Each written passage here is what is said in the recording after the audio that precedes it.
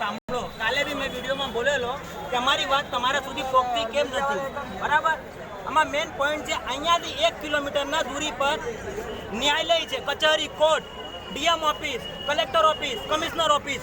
અહીંયા મીડિયાવાળા આવે છે. આ ભાઈ આવ્યા છે, મીડિયાનું નામ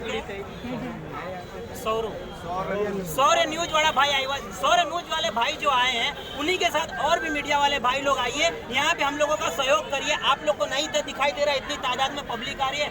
मोदी साहब जय श्री कृष्ण, मारी વાત સાંભળો.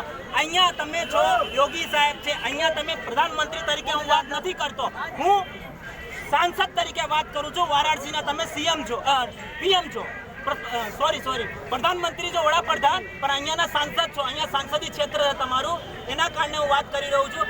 આજે કાલે અહીંયા જે બી છે, કમિશનર છે, કલેક્ટર છે, ડીએમ છે, એનું પોસ્ટિંગ બીજા સ્ટેટ, બીજા સિટીમાં થઈ જશે. કાલે ઉઠીને તમને આનું પરિણામ ભોગવવું પડશે. મોદી સાહેબ, યોગી સાહેબ, મોદી સાહેબ મારી વાત તમે સમજી શકશો, યોગી સાહેબને સમજાવશો.